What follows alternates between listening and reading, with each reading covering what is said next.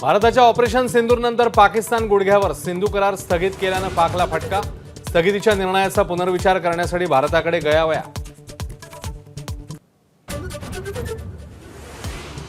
भारताच्या आक्रमणात पाकिस्तानच्या 11 एअरबेसच्या धावपट्ट्या आणि इमारती बेचिराख। उद्ध्वस्त एअरबेसचे सॅटेलाइटने टिपलेले फोटो समोर।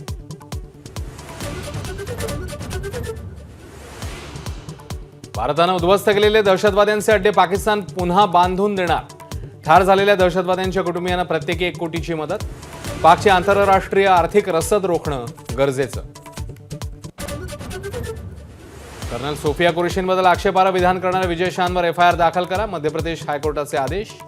तर मोदींनी मंत्र्यांना हाकलावं, जयराम रमेश यांची मागणी। वादानंतर विजय शहांचा माफीनामा।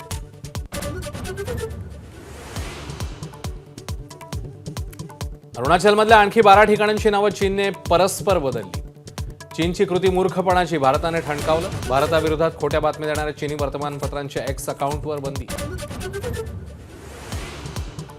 जयंत पाटील, हर्षवर्धन सपकाळांसह सचिन अहिर शरद पवारांच्या भेटीला। दोन्ही राष्ट्रवादी एकत्र येण्याच्या चर्चा सुरू असतानाच मविया नेत्यांच्या गाठी भेटल्या।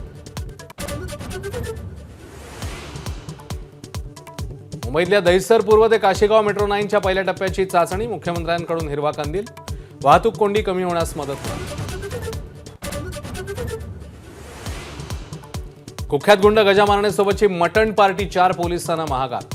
एका अधिकाऱ्यासह 4 पोलीस निलंबित। सांगली कारागृहात नेताना ढाब्यावर जोडली पार्टी। आईच्या मृत्यूनंतर गतिमंद मुलीला जन्मदात्या बापाने जनावरांच्या गोठ्यात बांधलं। बीडच्या गेवराईतली काळीज पिळवटून टाकणारी घटना।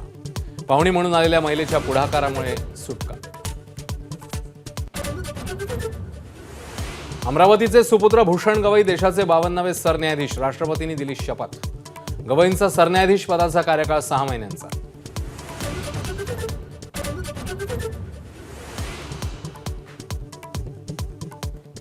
गाझामध्ये इस्रायलच्या एअर स्ट्राईकमध्ये 22 चिमुरड्यांसह 48 पॅलेस्टिनी नागरिकांचा मृत्यू। जबलियातील नागरिकांना स्थलांतर करण्याचा इस्रायलचा इशारा। आयपीएलच्या शिल्लक सामन्यांमध्ये नाच गाणं आणि चीअर लीडर्स नसाव्या असं वाटतं। भारताचे माजी कर्णधार सुनील गावस्कर यांचं परखड मत।